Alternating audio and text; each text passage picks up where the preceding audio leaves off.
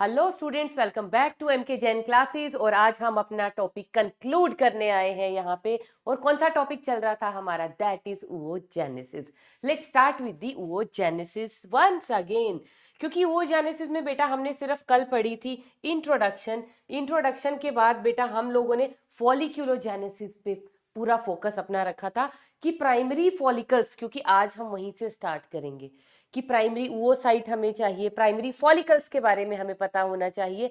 तो वो कहाँ है, कैसे है? जो एग है, क्या मैम यहाँ पे एग नहीं बनता है? नहीं, एग पहले प्राइमरी oocyte बनता है, प्राइमरी oocyte से वो सेकेंडरी oocyte बनेगा, उसके बाद वो फाइनल एग बनेगा। तो ये सारा प्रोसेस हमने थोड़ा सा समझने का कल कोशिश की थी पिछले लेक्चर में, दैट इज फॉलिक्यूलोजेनेसिस। तो आज हमारा जो रहेगा फोकस वो किस चीज पे रहेगा? हमारा मेन प्रोसेस पे, दैट इज oogenesis।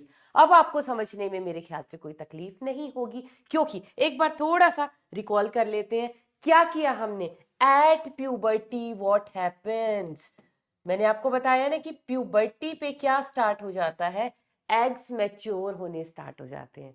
क्योंकि अगर मैं oocyte की बात करूं या oogenesis के स्टार्ट होने की बात करूं बेटा, oogenesis स्टार्ट हो जाती है एम्ब्रियोनिक लाइफ के दौरान ही। सॉरी। तो एम्ब्रियोनिक लाइफ में ही फॉलिकल्स बनने स्टार्ट हो गए। अब वो बन बन के और वो ओवरी के अंदर स्टोर हो गए। इवन क्या हो रहा है, उनका एट्रीजिया फेज चल रहा है। जब एम्ब्रियोनिक लाइफ में है तो अभी कितने हैं? Around 6 lakh primary follicle present है। At the time of birth only 2 lakhs left. उसके बाद प्यूबर्टी के टाइम तक कितने बच जाते हैं? 60 to 80,000 ओनली लेफ्ट। कहाँ गए बाकी सारे? वो क्या हो रहे हैं? डीजेनरेट हो रहे हैं, एट्रीशिया हो रहा है। तो प्यूबर्टी पे क्या हुआ? ये जो फॉलिकल ऑलरेडी बने हुए हैं, क्या बना हुआ रखा हुआ था हमारे पास? दैट इज प्राइमरी फॉलिकल्स, ये बने हुए थे। प्यूबर्टी पे सिर्फ क्या हुआ? एक पर्सन पिक्चर में आ गया, पर्सन नहीं कहेंगे, कौन? एक हार्मोन, दैट इज एफएसएच। हमारी एंटीरियर पिट्यूटरी ने एफएसएच सिक्रीट करवाना शुरू कर दिया। एफएसएच बोले तो फॉलिकल स्टिमुलेटिंग हार्मोन। क्या कर रहा है? फॉलिकल्स की ग्रोथ को, उनकी डेवलपमेंट को स्टिमुलेट कर देगा। अभी तक ओवरी में क्या पड़े हुए हैं? सिर्फ फॉलिकल फॉलिकल फॉलिकल। कौन सी स्टेज में? ओनली प्राइमरी फॉलिकल पड़े हुए हैं, प्राइमरी स्टेज में पड़े हुए हैं। तो अब on the onset of puberty क्या होगा? कोई नया फॉलिकल नहीं बनने वाला, सिर्फ क्या होंगे? अब वो फॉलिकल मैच्योर होंगे। जैसे ही एफएसएच पिक्चर में आना स्टार्ट हुआ, फॉलिकल क्या होंगे? ग्रो हो जाएंगे। ग्रो होने के बाद वो क्या बन गया? That becomes a secondary follicle. Secondary follicle क्या करेगा? फर्दर, अभी एफएसएच के लेवल्स तो हाई हैं, अब तो बढ़ते रहेंगे। Secondary, under the influence of FSH, अब सेकेंडरी किस में चेंज हो जाएगा? Into the tertiary follicle. और टेरिशरी फॉलिकल अल्टीमेटली क्या बन जाएगा? That will become a mature follicle which is known as a mature Graafian follicle. जब मैंने प्राइमरी फॉलिकल बताया था तो मैंने बताया था क्या स्ट्रक्चर होता है इसका? सेंटर में प्रेजेंट होती है प्राइमरी oocyte। आसपास कौन अरेंज्ड होती हैं? फॉलिक्यूलर सेल्स या which are known as granulosa cells. तो यहाँ पे कौन प्रेजेंट है सेंटर में? Primary oocyte। इस सेल को हम बोलते हैं प्राइमरी oocyte, जो आगे फ्यूचर में जाके क्या बनाएगी? एग। सेकेंडरी वाले के पास भी क्या प्रेजेंट है? Primary oocyte। लेकिन जब वो टर्शियरी फॉलिकल बनता है ना, तब तक ये सेकेंडरी, ये जो प्राइमरी oocyte है, ये भी बन जाती है क्या? Secondary oocyte। क्यों बनती है बेटा? क्योंकि यहाँ पे क्या हो जाता है? मियोटिक डिवीजन हो जाती है। और यहाँ पे भी मैच्योर ग्राफियन फॉलिकल के अंदर भी जो प्रेजेंट होता है वो कौन प्रेजेंट होता है? That is secondary oocyte। और यहाँ से under the influence of LH, अब जब ग्राफियन फॉलिकल मैच्योर हो गया तो वो एंटीरियर पिट्यूटरी को बोलेगा कि भैया मैं तो फुली ग्रोन बैठा हूं, आप प्लीज एलएच हार्मोन को भेज दीजिए ताकि वो मेरे अंदर से सेकेंडरी oocyte को निकाल ले। वो नहीं निकालेगा, मतलब इस रिलीज को कोज करवाएगा। तो इसमें से सेकेंडरी oocyte निकल जाएगा। This secondary oocyte will be captured by the fimbriae. वहां से वो गया इनफंडिब्यूलम, इनफंडिब्यूलम के बाद वो जाके बैठ जाएगा एम्पुला में। बाकी की स्टोरी हम उसके बाद पढ़ेंगे। तो बेटा इतना रिकैप हो गया। चलो अब हम स्टार्ट करते हैं कहाँ से, अपने टेबल से। और ये टेबल हमारा कहाँ से आया है, from the NCERT. As it is मैं वही टेबल लेके आई हूँ, वहीं से हम लोग इसको पढ़ेंगे। अब इन्होंने देखो बेटा कहाँ से स्टार्ट किया है, they started with the oogonia. क्या है ओगोनिया, बता सकते हो? कहाँ प्रेजेंट है ओगोनिया? क्या अभी प्रेजेंट है? नहीं, ये बेटा एम्ब्रियोनिक लाइफ में प्रेजेंट थे, जब ओवरी का जो जर्मिनल एपिथीलियम था, ओवरी का जो जर्मिनल एपिथीलियम था, उसकी सेल स्पेशलाइज हुई थी ना, वो सेल स्पेशलाइज हुई और उसने क्या कर दी, विगरस माइटोटिक डिविजन्स। क्या की उसने, माइटोटिक डिवीजन की, और फटाफट फटाफट बहुत सारी क्या बनानी शुरू कर दी, सेल्स।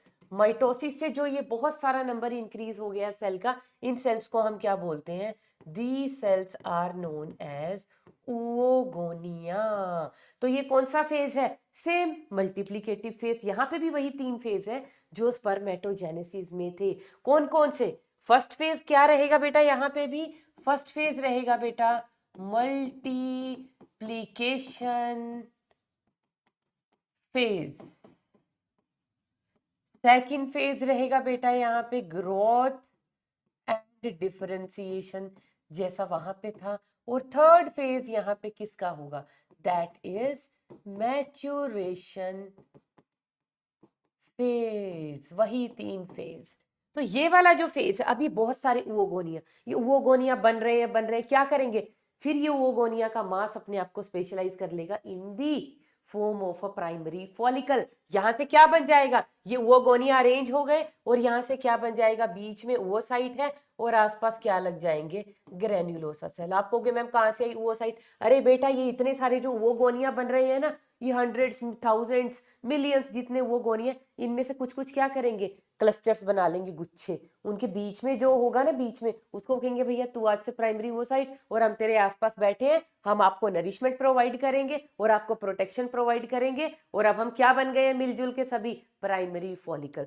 तो इस तरह से ये सारे के सारे oogonia अपने आप को किस फॉर्म में अरेंज करके बैठे हुए हैं, ये डिवाइड हो रहे हैं सेल, जो डिवाइड हो रहे हैं, डिवाइड होके जो नए सेल बन रहे हैं, क्या है, oogonia। फिर उन्होंने अपने आप को अरेंज कर लिया in the form of primary follicles. ठीक है, प्राइमरी फॉलिकल बन चुके हैं। अब क्या हुआ, अब ये सारा का सारा कब हो रहा है, कहां हो रहा है, ये सारी की सारी प्रोसेस हो रही है बेटा बिफोर बर्थ। ये देखो इसमें भी दिखाया है ना आपकी एनसीईआरटी में, ये सारा का सारा जो प्रोसेस होगा ना बिफोर बर्थ होगा। अब ये जो oogonia है, ये माइटोसिस करेंगे और ये डिफरेंशिएट होंगे। डिफरेंशिएशन का मतलब ये ग्रो करेंगे, डिफरेंशिएट होंगे, मतलब अब इनको आगे डिवाइड करना है, तो ये बहुत सारा फूड स्टोर कर लेंगे, बहुत सारा इनका जो डीएनए है उसकी रेप्लिकेशन कर लेंगे, प्रोटीन सिंथेसिस विगरसली कर लेंगे, they will grow in size, बड़े हो जाएंगे। तो ये जो oogonia है, इनमें क्या हुआ, माइटोटिक डिवीजन हुआ, वो मैंने ऑलरेडी दिखा दिया। उसके बाद इनमें क्या होगा, दीज विल अंडरगो क्या, डिफरेंशिएशन। इनमें क्या होगा, डिफरेंशिएशन। और डिफरेंशिएशन के टाइम पे क्या होती है, ग्रोथ भी होती है, ग्रोथ भी हो रही है और डिफरेंशिएशन भी हो रही है। तो ये oogonia आप किस चीज में चेंज हो जाएंगे, इनटू दी प्राइमरी oocyte। इसको थोड़ा बड़ा बना लेते हैं, और अब इसका नेम क्या हो जाएगा ग्रोथ के बाद, प्राइमरी oocyte। देखो बेटा वहां पे भी तो यही बन रहा था, प्राइमरी स्पर्मेटोसाइट, या प्राइमरी प्राइमरी स्पर्मेटोसाइट बोल रहे थे ना, यहाँ पे प्राइमरी oocyte। सेम ये देखो यहाँ पे भी यही चल रहा है। oogonia कैसे थे बेटा, ये ओवरी का जो जर्मिनल एपिथेलियम था, इट वाज डिप्लॉयड, इसका सेल भी डिप्लॉयड।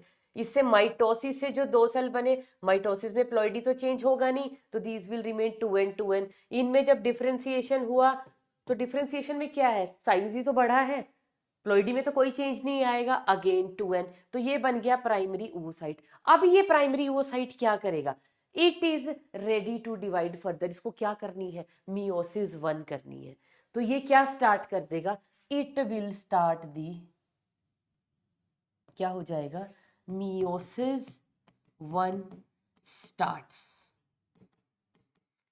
स्टार्ट तो कर ली मियोसिस 1, बट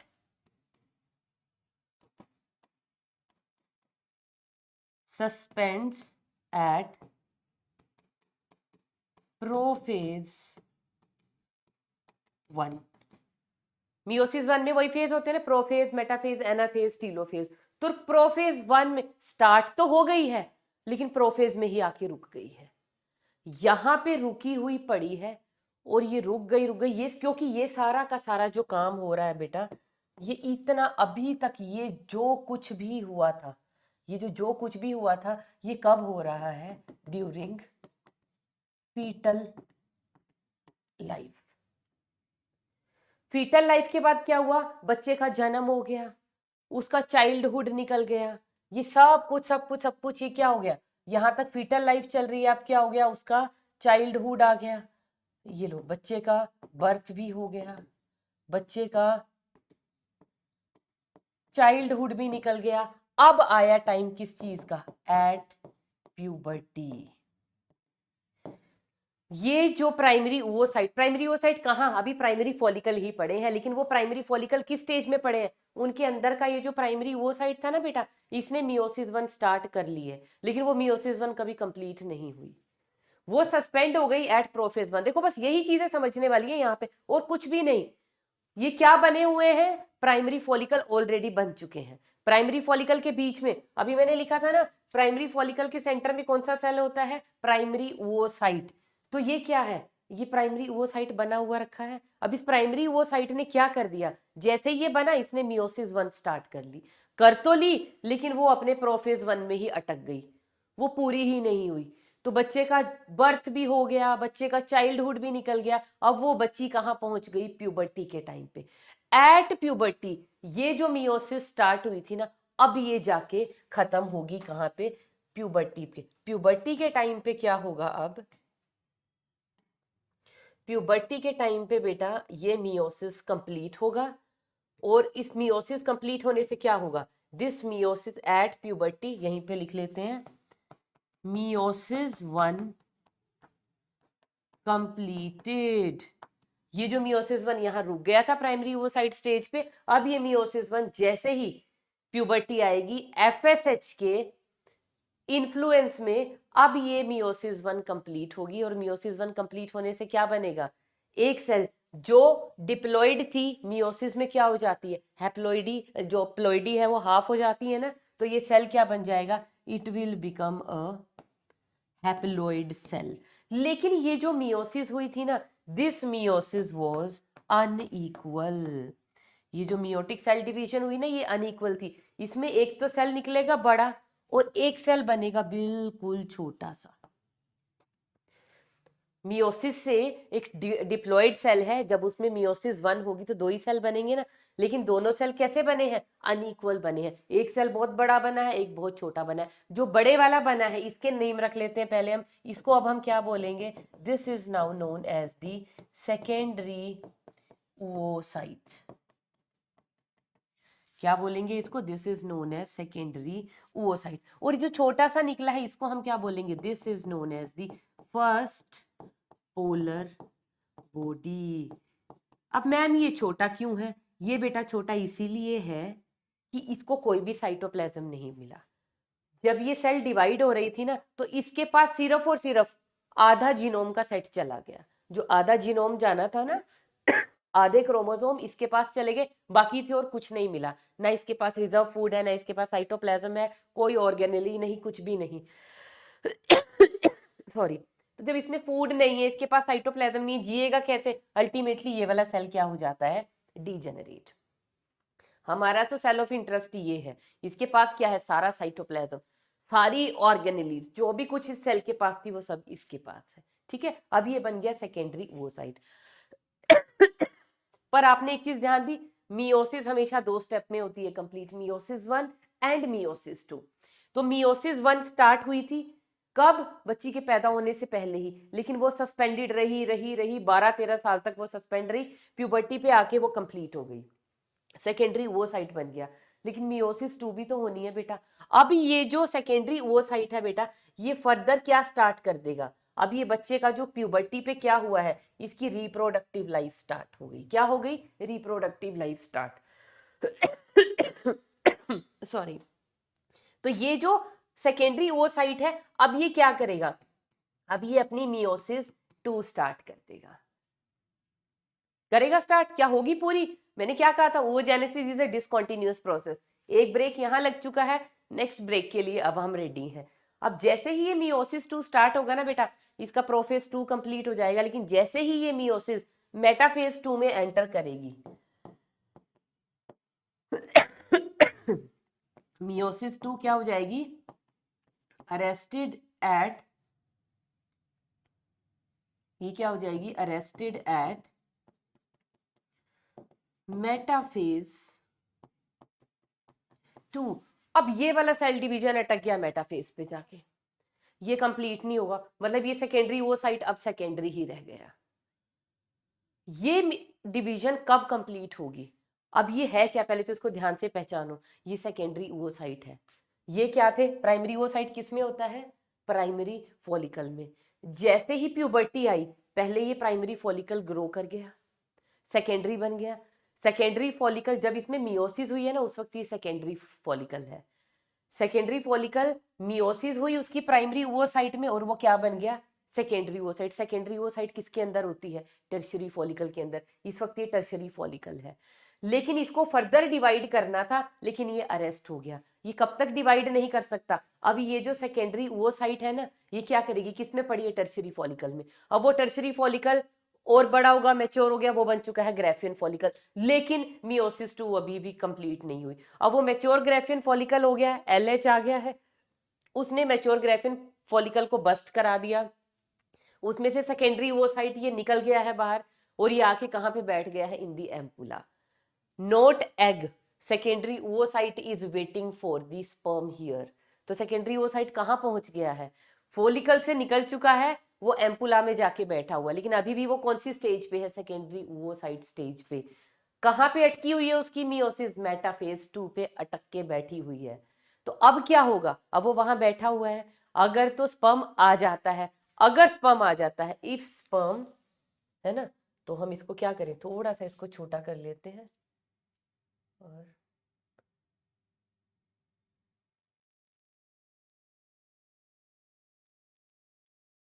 ये देखिए, अगर तो यहाँ पे बेटा स्पर्म एंट्री हो जाती है इस वक्त, है ना, तो ये वाली डिवीजन कंप्लीट हो जाएगी कब?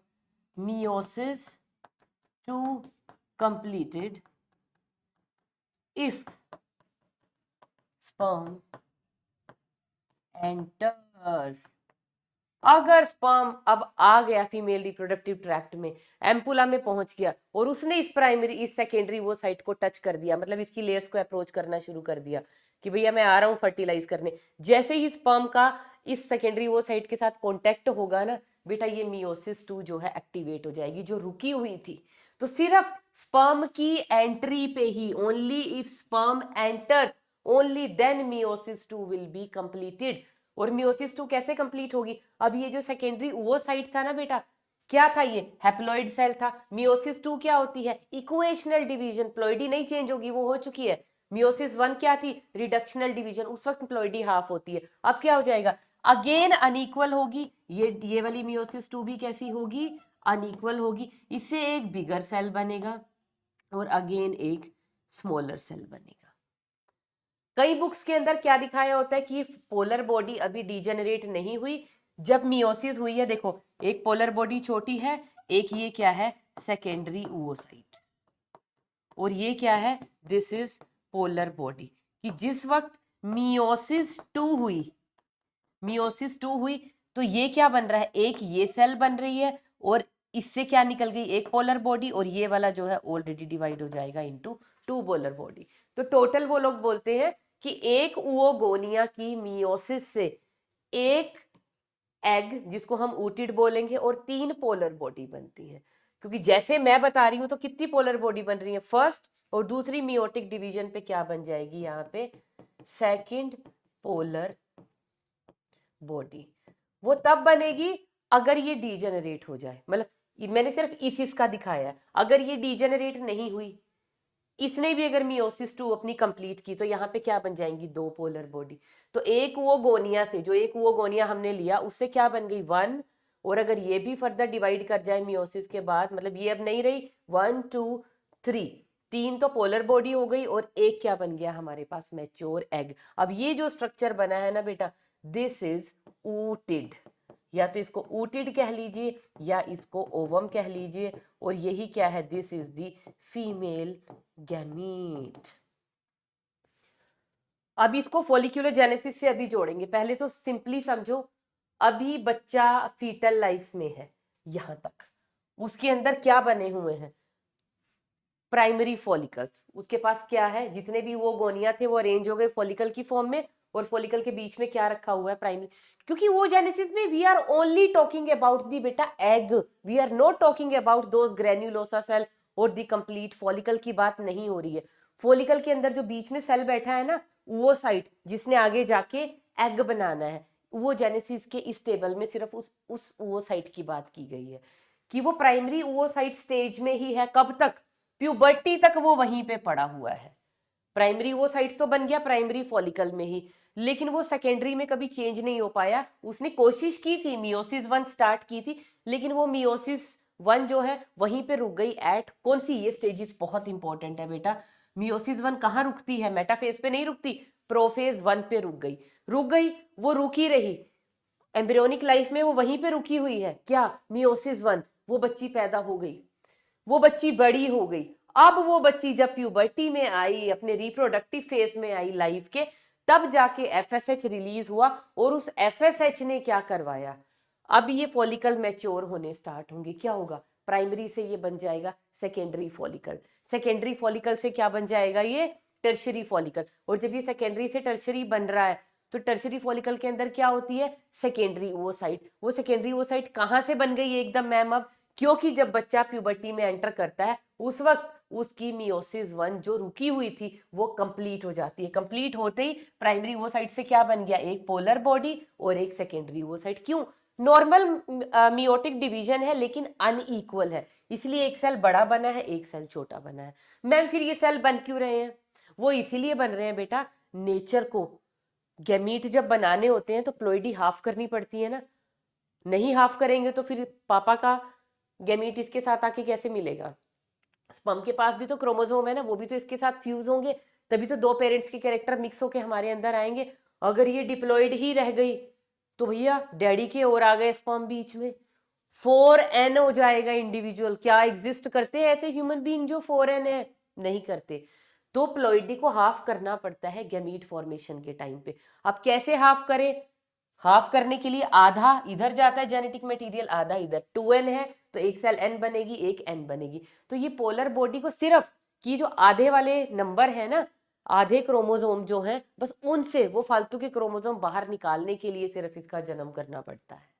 समझ आए, it is here just to get rid of the extra chromosome जो बचे हुए हैं। क्योंकि यहाँ पे 46 है, गैमीट में इसके पास भी 23 आएंगे, इसके पास भी 23 आएंगे। तो ये 23 क्रोमोसोम सिर्फ लेके विदाउट एनी साइटोप्लाज्म या कुछ ही साइड हो जाता है, इसीलिए ये बहुत छोटी सी होती है क्योंकि इसके पास साइटोप्लाज्म नहीं है। और ये क्या बच गया हमारे पास, सेकेंडरी oocyte। अब ये सेकेंडरी oocyte कहाँ पे बना है, जैसे ही बच्चा प्यूबर्टी में आया, मतलब अब ये जो गर्ल चाइल्ड है ये क्या कर रही है, अब ये मेंस्ट्रुएशन के लिए रेडी है। मेंस्ट्रुएशन कब होगी मैम, सेकेंडरी oocyte होना चाहिए, देखो ना बन गया ना, मियोसिस 1 कंप्लीट हो गई, सेकेंडरी oocyte बन गया। और सेकेंडरी oocyte बनते ही ये सेकेंडरी oocyte भी क्या करता है कि मैं पहले अपनी जो मियोसिस है ना उसको कंप्लीट करता हूँ, क्योंकि मेरी आधी मियोसिस तो हो गई, मियोसिस 1, मेरी मियोसिस 2 अभी बची हुई है, तो ये भी स्टार्ट कर लेता है, लेकिन ये मेटाफेज पे आके अटक जाता है। तो मेटाफेज पे अटके अटके ही ये टेरिशरी से ग्रेफियन भी बन गया। ग्रेफियन क्या होता है, मैच्योर फॉलिकल होता है। अब उस फॉलिकल की ओव्यूलेशन भी हो गई, उसमें से ये सेकेंडरी ओसाइट निकल के भाग भी गया और ये बैठ गया एम्पुला में आके, भैया मैं सेकेंडरी ओसाइट हूं जो कहाँ पे फ्रीज हूं, मेटाफेज 2 स्टेज पे मैं भी बैठा हुआ हूं। तो अगर तो स्पर्म आया, स्पर्म का सेंट्रियोल मेरे अंदर घुसेगा, फिर स्पिंडल बनेगा, है ना, सब कुछ होगा, और उससे क्या हो जाएगा, मेरी डिवीजन कंप्लीट हो जाएगी, मियोसिस 2, और मैं क्या बना दूंगा, एक एग और पोलर बॉडी। मतलब जब स्पर्म एंटर कर रहा है तो पहले एग, ये जो oocyte है, अपनी मियोटिक डिवीजन को कंप्लीट करके एग तब बनता है। फिर उस एग के साथ उस स्पर्म के जो क्रोमोसोम्स हैं वो फ्यूज होते हैं एग के क्रोमोसोम्स के साथ। समझ में आई क्या होता है, जब स्पर्म आएगा पहले ये सेकेंडरी ओवोसाइट अपनी मियोसिस कंप्लीट करके एग बनेगा। अब इस एग में और स्पर्म में एक्चुअल फ्यूजन होगा। तो ये नहीं कि स्पर्म आया घुसा और फर्टिलाइजेशन हो गई, नहीं, स्पर्म की एंट्री से पहले ये सेकेंडरी ओवोसाइट एक्चुअल में एग बनेगा। तो तभी बुक के अंदर एनसीईआरटी के अंदर क्या लिखा हुआ है, ये जो मियोसिस 2 है ना, it is completed only when sperm enters the, या it is completed only during fertilisation. अगर फर्टिलाइजेशन होगी तभी ये वाला स्टेप कंप्लीट होगा, नहीं तो ये कभी भी कंप्लीट नहीं होता। और ये सेकेंडरी ओवोसाइट एम्पुला में बैठ के 1 और 2 डेज वेट करता है। स्पर्म आ रहा है, नहीं आ रहा है तो डीजेनरेट हो जाएगा और उसके बाद मेंस्ट्रुअल फ्लो स्टार्ट हो जाएगा। क्या हो जाएगा? शेड ऑफ हो गया सब कुछ जो तैयारी की गई थी फर्टिलाइजेशन के लिए, एंडोमेट्रियल लाइनिंग शेड ऑफ हो गई, ये जो ओवोसाइट है वो डीजेनरेट हो गया। उसके बाद फिर क्या होगा? दूसरी ओवरी से नेक्स्ट इतनी देर में ओवोसाइट मैच्योर होना शुरू करेगा। वो मैच्योर हुआ, बना, वो आके इधर वाले एम्पुला में बैठ गया कि भाई स्पर्म मिलेगा, मिल गया, प्रेगनेंसी हो गई, नहीं मिली, वो डीजेनरेट हो गया। भाई अब इस वाली ओवरी की बारी आ गई, बनाओ फिर आप भी अब ओवोसाइट, फिर वो बनाएगी, वो वेट करेगा, नहीं आया वो डीजेनरेट, फिर इधर का नंबर, फिर इधर का, तो ऑल्टरनेट ओवरी से एवरी मंथ ओवोसाइट जो है ये फॉलिकल जो है मैच्योर होते हैं, उनसे सेकेंडरी ओवोसाइट बनता है and it get degenerated in the absence of sperm. लेकिन अगर स्पर्म आ गया तो मजा आ गया। क्यों आ गया? फिर स्पर्म के आते ही ये वाली डिवीजन कंप्लीट हो जाएगी, एक्चुअल में एग बनेगा और उस एग के साथ स्पर्म के कंटेंट जो है फ्यूज कर जाएंगे। तो क्या था बताओ इस ओवोजेनेसिस में? नथिंग, सिर्फ एक चीज ध्यान में रखनी है, it was a discontinuous process. देखो कब शुरू हो गई थी? फीटल लाइफ में शुरू हो गई। कैसे हो गई? प्राइमरी ओवोसाइट बन गया, फॉलिकल की फॉर्म में पड़ा हुआ है, पड़ा हुआ है, पड़ा हुआ है, बर्थ भी हो गया, पूरा चाइल्डहुड निकल गया। कब याद आया? अरे अरे आंखें खोलो जल्दी से, क्या एफएसएच आने वाला है, प्यूबर्टी आ गई है बच्चे को। तो प्यूबर्टी से क्या होता है? एडोलेसेंस एज में एफएसएच आएगा। एफएसएच क्या कराएगा? ये जो फॉलिकल्स थे जिनके अंदर प्राइमरी ओवोसाइट बैठा था उनकी डेवलपमेंट स्टार्ट करा देगा। और जैसे ही डेवलपमेंट स्टार्ट हुई साथ में ही प्यूबर्टी पे क्या हो जाता है? मियोसिस 1 भी कंप्लीट हो जाएगी और सेकेंडरी ओवोसाइट बन गया।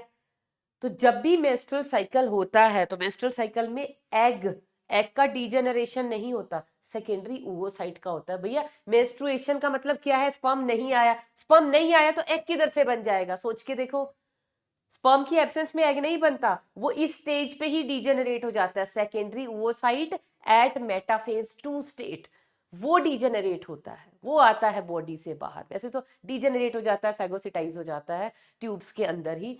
मेंस्ट्रुअल फ्लो में तो कुछ कंटेंट इन केस बचे हैं तो मेंस्ट्रुअल फ्लो के साथ वो बाहर आ जाते हैं। तो क्या कभी कहोगे कि मेंस्ट्रुएशन जो हुई है वो क्योंकि एग को स्पर्म नहीं मिला उसकी वजह से हुई है, वो एग टूट के बह गया in the form of blood? अरे भाई एग नहीं बना बेटा अभी, एग भी तभी बनता है अगर स्पर्म एंटर होगा। देखो मैंने कितनी कम से कम 8 से 10 बार एक ही बात को रिपीट कर दिया अलग अलग सेंटेंस की फॉर्म में।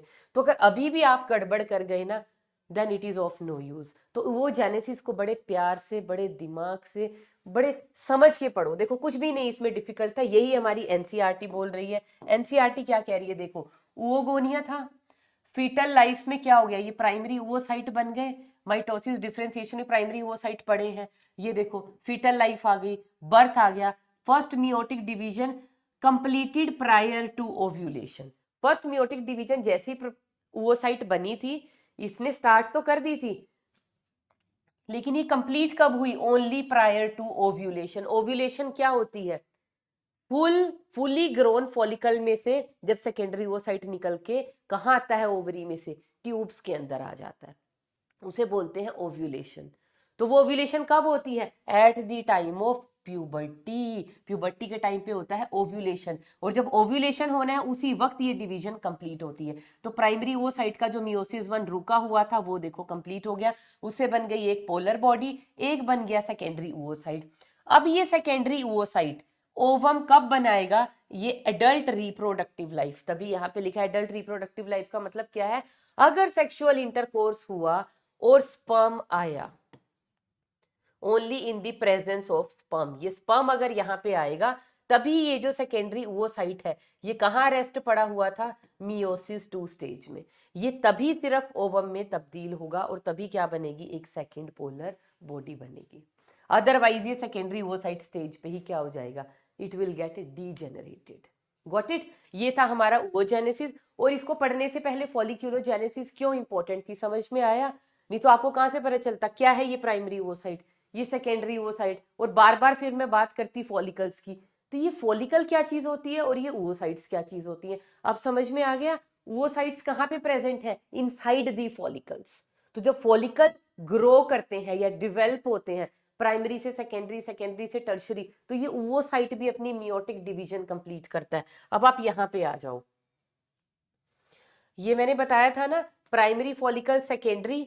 प्राइमरी के अंदर भी क्या है, प्राइमरी oocyte है, सेकेंडरी के अंदर भी क्या है, प्राइमरी oocyte है। और जब ये टर्शरी बना तो मैंने लिखा था ना, टर्शरी कब बनेगा, जब ये अपनी मियोसिस 1 कंप्लीट कर रहा होगा eight the time of puberty में ही तो ये डिवेल्प होने शुरू होंगे। जैसे ही प्यूबर्टी आई ये सेकेंडरी बन गया और प्यूबर्टी के टाइम पे मियोसिस 1 कंप्लीट होने लग गई और ये जो प्राइमरी oocyte था ये किस में चेंज हो गया, इनटू सेकेंडरी। यही तो मैं oogenesis में दिखा रही हूँ कि ये जो प्राइमरी oocyte था ये सेकेंडरी में चेंज हो गया। तो दोनों चीजों को पैरेलली दिमाग में रखते हुए इस कॉन्सेप्ट को हमें समझना है, ठीक है? तो oogenesis समझ में आ गया था कि नहीं था? Beautiful process, isn't it? कितना ब्यूटीफुल था भाई, कब से चला हुआ है, पैदा भी नहीं हुए तब से। तो जब एक मदर की वॉम में, अगर एक मदर के गर्भ में अगर एक, आप कहोगे कि एक फीमेल फीटस है, तो आप समझ जाइए वहां पे 3 जनरेशन इकट्ठी बैठी हुई है। कैसे? एक तो मदर, उसके अंदर वो अभी जो बच्चा पैदा भी नहीं हुआ, अभी बन रहा है, फीमेल फीटस, वो सेकंड जनरेशन। और उसकी भी ओवरीज के अंदर आगे वाले एग जो है in the form of primary follicle, और उसमें जो प्राइमरी oocyte बैठी है वो क्या है, वही तो फ्यूचर एग बनाएंगे जाके। वो क्या हो गई, उस बच्ची की जनरेशन हो गई नेक्स्ट। समझ रहे हो? तो 3 जनरेशंस एक साथ में एक ही बॉडी के अंदर प्रेजेंट है। कब? अगर एक फीमेल प्रेग्नेंट है और उसके वूम के अंदर एक फीमेल फीटस पनप रहा है, ध्यान रखना। What it. तो ये हो गया बेटा हमारा oogonia। और मैंने इसको क्यों एक डिसकंटिन्यूअस प्रोसेस लिखा था, क्योंकि देखो पहला होल्ड तो यहाँ पे लग गया, कहाँ पे, प्राइम, जैसे ही फॉलिकल बने वो मियोसिस 1 को अपनी को रोक के बैठ गए, जन्म भी हो गया, बच्चा बड़ा भी हो गया। अब जब प्यूबर्टी आई है तब वो थोड़ा सा उसको धक्का लगा, वो प्रोसेस स्टार्ट हुई मियोसिस की। क्या स्टार्ट हुई, जैसे ही स्टार्ट हुई फिर इस पे होल्ड लग गया। जैसे ही वो मियोसिस कंप्लीट हुई सेकेंडरी oocyte बना, अब सेकेंडरी oocyte वाली मियोसिस जो है वो इनकम्प्लीट रह गई। तो यहाँ एक होल्ट आ गया, यहाँ एक होल्ट आ गया। तो कितने सारे 2 स्टॉपेज तो हमने यहीं पे देख लिए। तो ये स्टॉपेजेस की वजह से हम इसको क्या बोलते हैं, this is a discontinuous process. Spermatogenesis में तो ऐसा कुछ भी नहीं था। अगर एक बार स्पर्म बनने शुरू हो गए स्पर्मेटोगोनिया से, तो primary spermatocyte, then secondary spermatocyte, फिर क्या बन गए थे, क्या बने थे, स्पर्मेटिड्स, और स्पर्मेटिड से फिर हमारे पास क्या बन गए थे, स्पर्म्स। तो इकट्ठी कॉन्टिन्यूस। एक बार 13-14 की एज में आते ही मेल में अगर स्पर्मेटोजेनेसिस स्टार्ट हो गई तो टिल डेथ वो प्रोसेस कॉन्टिन्यूस रहेगा। लेकिन फीमेल में क्या है, ये प्रोसेस शुरू तो जन्म से पहले हो गया था, लेकिन ये खत्म भी बड़ी जल्दी हो जाता है। कब खत्म हो जाता है, जैसे ही मेंस्ट्रुअल साइकिल, कहाँ पे, लेट 40s या अर्ली 50s में फीमेल्स में 45 to 50 की एज में जो है मेंस्ट्रुअल साइकिल जो है बंद हो जाता है। तो मेंस्ट्रुअल साइकिल के बंद होने के साथ ही ये जो oogenesis का प्रोसेस है फीमेल की बॉडी में खत्म हो जाता है। तो शुरू कहाँ हुआ था, खत्म हो गया, लेकिन पहली तो पूरी उम्र ये नहीं चलता है। और जितने दिन ये चला तब भी ये क्या था, it was a discontinuous process. This was all about oogenesis। अब oogenesis के बाद बेटा हमने क्या पढ़ना है, हार्मोनल रेगुलेशन, बहुत जरूरी है। हार्मोनल रेगुलेशन क्यों जरूरी है, देखो एट प्यूबर्टी हम स्टार्ट करते हैं, क्योंकि जो भी एट प्यूबर्टी, क्योंकि oogenesis स्टार्ट होगी कब, एक तरह से प्यूबर्टी पे ही तो स्टार्ट होगी। पहले तो प्राइमरी फॉलिकल बने पड़े हैं, पड़े रहने दो, पड़े हुए हैं वो ओवरी में, कुछ भी नहीं हुआ। प्यूबर्टी के टाइम पे क्या हुआ बेटा, हमारा जो हाइपोथैलेमस है, हमारा जो हाइपोथैलेमस है वो एंटीरियर पिट्यूटरी को क्या कर देता है, स्टिमुलेट। एंटीरियर पिट्यूटरी को स्टिमुलेट कर देता है, कैसे, वाया GnRH। क्या होते हैं ये? गोनेडोट्रोफिन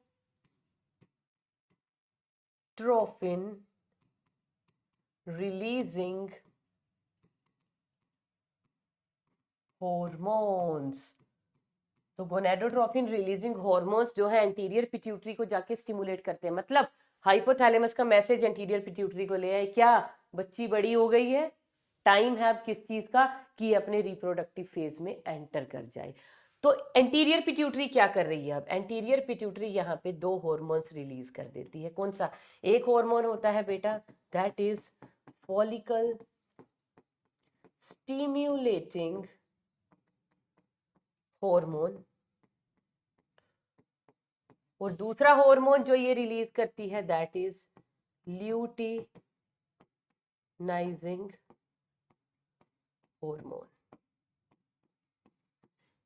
फॉलिकल स्टिमुलेटिंग हार्मोन को हम जानते हैं इसकी एब्रीविएशन से, दैट इज एफएसएच, और ल्यूटिनाइजिंग हार्मोन को हम बोलते हैं एलएच। ये भी बाद में पिक्चर में आएगा। जैसे ही हाइपोथैलेमस ने मैसेज भेजा किसको? एंटीरियर पिट्यूटरी को, उसने एफएसएच का रिलीज कोज करवाया। एफएसएच क्या करेगा? इसका नेम बता रहा है बेटे, समझने की कोशिश करो। Follicle stimulating hormone. तो ये फॉलिकल स्टिमुलेटिंग हार्मोन क्या करेगा? फॉलिकल्स की डेवलपमेंट को स्टिमुलेट कर देगा। क्योंकि अभी बच्ची जब से पैदा हुई है और जब तक अभी प्यूबर्टी नहीं आई है, उसकी ओवरी में प्राइमरी फॉलिकल तो बने पड़े हैं। पड़े हैं कि नहीं पड़े? बिल्कुल बने पड़े हैं, जो फिटल लाइफ में ही बन गए थे। तो वो फॉलिकल जो भी पड़े थे, प्यूबर्टी पे क्या होता है, हाइपोथैलेमस बोलता है एंटीरियर पिट्यूटरी को रिलीज कर दो एफएसएच, और अब टाइम है कि वो प्राइमरी फॉलिकल चेंज हो जाए into secondary, tertiary and quaternary या मैच्योर। तो ये जो क्या कोज करवाएगा? Development of follicles. Development of follicle का मतलब समझते हो? प्राइमरी चेंज हो जाएगा सेकेंडरी में, सेकेंडरी चेंज हो जाएगा टर्शरी, और टर्शरी चेंज हो जाएगा into mature Graafian follicle.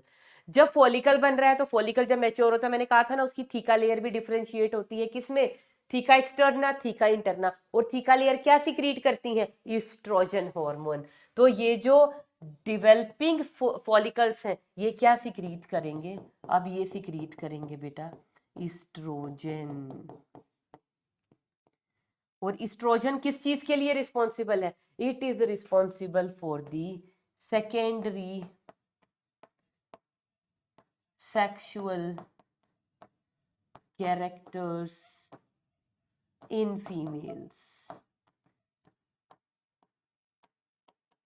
Secondary sexual characters कौन से होते हैं फीमेल की? अभी वो बच्ची थी, अभी वो एक नवयौवना में तब्दील होने जा रही है। क्या चेंजेस होंगे? Development of the breast, typical feminine contour, hairs on the pubic area and in the exiles, उसके अलावा श्रिलनेस इन द वॉइस। ऐसे बहुत सारे हैं ना, सारे के सारे फीचर्स हमें पता। और सबसे बड़ी बात, onset of the menstrual cycle. ये सब हम प्रीवियस क्लासेस में लिख के आए हैं, इसलिए अब इसको मैं यहाँ पे नहीं लिखूंगी। जिसको नहीं पता वो अपनी प्रीवियस क्लासेस को दोबारा से रेफर करें, नहीं तो मैंने सारे पॉइंट्स बोल दिए। उसके अलावा बिहेवियरल और साइकोलॉजिकल चेंजेस भी आते हैं फीमेल की लाइफ में। तो अब ये एस्ट्रोजन क्या करेगा? देखो, एंटीरियर पिट्यूटरी ने फॉलिकल स्टिमुलेटिंग हार्मोन्स रिलीज करवाया, इसने फॉलिकल्स को डेवलप करवाया, मैच्योर कराया, और मैच्योरिंग फॉलिकल्स से क्या निकलेगा? एस्ट्रोजन। अब ये वाला बेटा जो ये एस्ट्रोजन है ना, ये एस्ट्रोजन जाता है कहाँ पे? एंटीरियर पिट्यूटरी के पास, और ये पॉजिटिव फीडबैक देता है एलएच के लिए। पॉजिटिव फीडबैक का मतलब कि भैया मैं तो बन गया हूं। एस्ट्रोजन जब एंटीरियर पिट्यूटरी को स्टिमुलेट करेगा, ये क्या कहता है एंटीरियर पिट्यूटरी को? मैं सिक्रीट हो रहा हूं, इसका मतलब क्या है? फॉलिकल पूरा मैच्योर हो चुका है। अब क्या टाइम है उस मैच्योर फॉलिकल में से उस सेकेंडरी वो साइट को बाहर, क्योंकि मैच्योर होने का मतलब क्या है? वो साइट भी पक गया है और वो पूरा का पूरा जो फॉलिकल है वो भी मैच्योर हो चुका है। तो नाउ इट इज टाइम कि आप क्या रिलीज करवा दो? Luteinising hormone. तो जब एस्ट्रोजन के लेवल हाई होते हैं तो एस्ट्रोजन के हाई लेवल फीडबैक देते हैं एंटीरियर पिट्यूटरी को, और एंटीरियर पिट्यूटरी क्या सिक्रीट करती है? अब ये सिक्रीट करती है ल्यूटेनाइजिंग हार्मोन। अगर ये हार्मोनल कंट्रोल आप यहीं पे समझ लो ना, तो नेक्स्ट टॉपिक है मेंस्ट्रुअल साइकिल, वो 1 मिनट में समझ आ जाएगा आपको। तो ये ल्यूटेनाइजिंग हार्मोन अब क्या करवाता है? ल्यूटेनाइजिंग हार्मोन का काम क्या होता है बताओ बेटा? इससे क्या होती है? ओव्यूलेशन। ये ल्यूटेनाइजिंग हार्मोन ये जो मैच्योर ग्राफियन फॉलिकल बना था ना, इसमें से सेकेंडरी वो साइट को रिलीज करवा देगा। तो उस प्रोसेस को हम क्या बोलते हैं? It will cause the ovulation. और ओव्यूलेशन में क्या होता है, सेकेंडरी oocyte तो आ गया बेटे बाहर, और पीछे क्या बच गया, एम्प्टी ग्राफियन फॉलिकल। और एम्प्टी ग्राफियन फॉलिकल किस चीज में चेंज हो जाएगा, ये चेंज हो जाता है बेटा अब कॉर्पस ल्यूटियम में। और कॉर्पस ल्यूटियम कौन सा हार्मोन सिक्रीट करता है, कॉर्पस ल्यूटियम सिक्रीट्स दी प्रोजेस्टेरोन, जिसको हम बोलते हैं P for progesterone, P for pregnancy hormone. तो ये सिक्रीट करता है प्रोजेस्टेरोन। अब प्रोजेस्टेरोन को सिक्रीट करता रहेगा करता रहेगा करता रहेगा, क्योंकि ये क्या है, एम्प्टी ग्राफियन फॉलिकल, वो किस में चेंज हो जाएगा, कॉर्पस ल्यूटियम में। तो जब तक एलएच है तब तक कॉर्पस ल्यूटियम है और तब तक प्रोजेस्टेरोन सिक्रीट होता रहेगा। फिर एक टाइम आता है प्रोजेस्टेरोन पीक पे आ जाता है, इतना सारा सिक्रीट हो गया कि अभी प्रोजेस्टेरोन सोचता है मैं ही मैं हूं, क्या बात कर दी, मैं भी जाके जो है एंटीरियर पिट्यूटरी को फीडबैक देता हूं कि मैं पूरा बन चुका हूं, एलएच को रोक दो।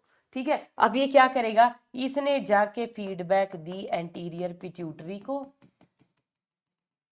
और साथ में ही ये फीडबैक दे देता है किसको, हाइपोथैलेमस को भी। किसके खिलाफ, ये देखो तभी मैंने नेगेटिव एलएच लिखा है कि भैया इसको रोक दिया जाए, मैं हूं, मैं संभाल लूंगा सब कुछ। ठीक है जी, फीडबैक चली गई, उन्होंने एलएच का रिलीज रोक दिया। एलएच का रिलीज रोकते ही क्या होगा, कॉर्पस ल्यूटियम डीजेनरेट्स। और जब कॉर्पस ल्यूटियम ही डीजेनरेट हो गया तो प्रोजेस्टेरोन उसी में से तो निकल रहा था, इसके भी लेवल डाउन होने शुरू हो जाएंगे। जैसे ही प्रोजेस्टेरोन डाउन होगा, एंडोमेट्रियल लाइनिंग जो है साफ हो जाएगी, मेंस्ट्रुएशन स्टार्ट हो जाएगी। समझ में आ गया।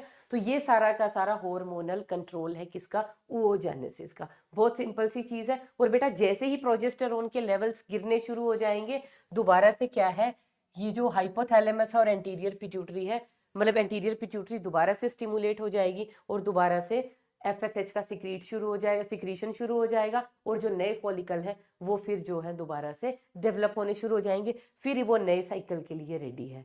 और ये जो इस्ट्रोजन है ना, ये नेगेटिव फीडबैक एंटीरियर पिट्यूटरी को भी दे सकता है, और ये नेगेटिव फीडबैक जब इसके लेवल हाई होते हैं तो ये नेगेटिव फीडबैक हाइपोथैलेमस को भी देता है और नेगेटिव फीडबैक एंटीरियर पिट्यूटरी को भी देता है कि बस मैं मैक्सिमम बन चुका हूँ, फॉलिकल जो है डेवलप हो चुके हैं, ये रोको, इसको बढ़ाओ।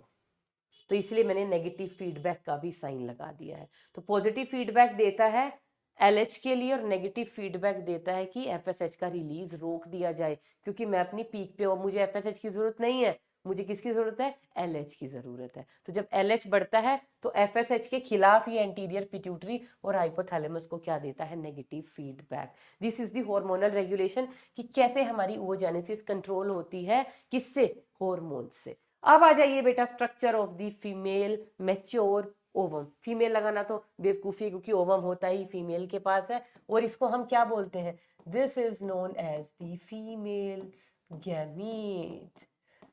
As you can see in the diagram, इसको लेबल कर लिया जाए, चलो लेबल कर लेते हैं बेटा। ये है मैच्योर एग, बीच में आपके पास क्या प्रेजेंट है, इन्होंने लिख दिया है इसको ओवम, लिख दिया है, इनकी मर्जी है, मैं नहीं लिखूंगी। ये अभी क्या है, ये क्या है, this is secondary oocyte, egg कह लीजिए। ये जो पिंक कलर का दिखाया है, ये पिंक कलर की लेयर क्या है, सेकेंडरी oocyte के एग के बाहर अपनी एक प्लाज्मा मेम्ब्रेन है ना, उस प्लाज्मा मेम्ब्रेन को हम कहते हैं बेटा ऊलेमा। ऊलेमा के बाहर आपको ये देखो, ये एक और मेम्ब्रेन दिखाई दे रही है, ये देखो, ये व्हाइट कलर से मैं बना देती हूँ। ये सारी की सारी कौन सी लेयर है, this layer is zona pellucida. और जोना पेल्यूसिडा मैंने बताई थी ना, ग्लाइकोप्रोटीन्स की बनी हुई है, सेल की नहीं बनी हुई। किसने सिक्रीट किया है, सेकेंडरी oocyte खुद सिक्रीट करती है इसको। और सबसे बाहर आपको ये जो क्राउन जैसी सेल दिखाई दे रही हैं, इस सेल्स की लेयर को हम क्या बोलते हैं, this is known as the corona radiata. किस चीज की बनी हुई है बेटा, ये इसके अंदर प्रेजेंट है सिर्फ ग्रेन्यूलोसा, या जिनको हम बोलते हैं फॉलिक्यूलर सेल्स। ये नरिशमेंट दे रही हैं भाई अभी भी। और ये सारा बीच में सेंटर में क्या प्रेजेंट है, ये सारा का सारा प्रेजेंट है बेटा साइटोप्लाज्म, क्योंकि एग का साइटोप्लाज्म है तो उसको हम कहते हैं ooप्लाज्म। और बीच में क्या प्रेजेंट होगा, यहाँ पे प्रेजेंट होगा बेटा एक न्यूक्लियस, विद प्रोमिनेंट न्यूक्लियोलस। इस न्यूक्लियस को हम क्या बोलते हैं? This is known as germinal vesicle. This nucleus is known as germinal vesicle. और in between zona pellucida and oolemma, ये वाला जो स्पेस है, ये वाला, इसको हम क्या बोलेंगे? यहाँ पे लेबल कर लेते हैं इसको। इसको हम बोलते हैं बेटा perivitelline, perivitelline space. इसका बहुत सिग्निफिकेंस है, अभी फर्टिलाइजेशन में आपको समझाऊंगी। तो अगर एग को आप ड्रॉ करो, क्या होगा बेटा? सबसे बीच में हमारे पास क्या प्रेजेंट होगी? जल्दी जल्दी से बताओ। सबसे बीच में हमारे पास होगा क्या? सेकेंडरी वो साइट जिसमें पड़ा हुआ है क्या? न्यूक्लियस। उसके बाहर होगी इसकी अपनी प्लाज्मा मेम्ब्रेन। प्लाज्मा मेम्ब्रेन के बाहर क्या प्रेजेंट होगा? जोना पेल्यूसिडा। जोना पेल्यूसिडा के बाहर क्या प्रेजेंट होगी? Corona radiata. ये लो, फॉलिक्यूलर सेल रेडिएटा। क्यों? क्योंकि ये सेल ना थोड़ा रेडिएटिंग दिखाई दे रही है, वो देखो। तो रेडिएटिंग सेल्स है ना, अपने आप से भी ड्रॉ करना आना चाहिए आप लोगों को। तो ये इस तरह की रेडिएटिंग सेल्स प्रेजेंट होती हैं, किसकी? ग्रेन्युलोसा की या फॉलिकल्स की।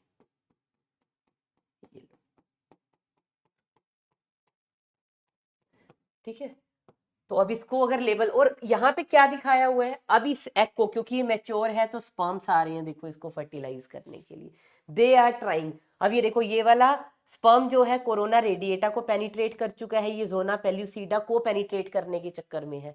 कैसे पेनिट्रेट कर रहा है? क्योंकि इसके हेड पे ये जो पॉइंटेड हेड है, क्या प्रेजेंट है? एक्रोजोम। इसके अंदर क्या प्रेजेंट है? स्पर्म लाइसेंस, जो क्या करेंगे? इन लेयर्स को, एग की ये जो इतनी सारी लेयर्स बनाई है, इनको वन बाय वन ये क्या कर देगा? पेनिट्रेट कर देगा। तो सबसे बाहर वाली क्या है? ये क्या है? This is corona radiata. Corona radiata के अंदर क्या प्रेजेंट है? ये वाली, this is zona pellucida. Zona pellucida के अंदर ये वाली लेयर कौन सी है? दिस इज oolemma, एग की अपनी प्लाज्मा मेम्ब्रेन। इन दोनों के बीच में ये क्या प्रेजेंट है? This is perivitelline space. ये क्या सारा का सारा प्रेजेंट है? This is ooplasm. और ये क्या प्रेजेंट है? न्यूक्लियस, जिसको हम बोलते हैं जर्मिनल वेसिकल। ठीक है, मैच्योर एग का डायग्राम हो गया हमारे पास। और यहाँ पे क्या बताना है? जो ह्यूमन का जो एग होता है दैट इज ए लेसिथल। ये चीज और जरूर याद रखना। ए लेसिथल का मतलब क्या होता है? विदाउट एनी योक। योक जानते हो ना सभी लोग? मुर्गी का, hen का अंडा सबने देखा ना, तोड़ते हैं उसको तो बीच में से क्या निकलता है? येलोइश योक। तो वो योक यहाँ पे नहीं बनता ह्यूमन एग में। तो उस एग को क्या बोलते हैं? ए लेसिथल। ए मीन्स विदाउट, लेसिथल मीन्स योक फॉर्मेशन। तो कोई लेसिथेनाइजेशन यहाँ पे नहीं होती। तो this was all about mature ovum, और कुछ यहाँ पे नहीं है बताने वाला। हाँ, तो इसके साथ बेटा हमारी गैमीटोजेनेसिस का पूरा प्रोसेस हमने यहाँ पे खत्म कर लिया है।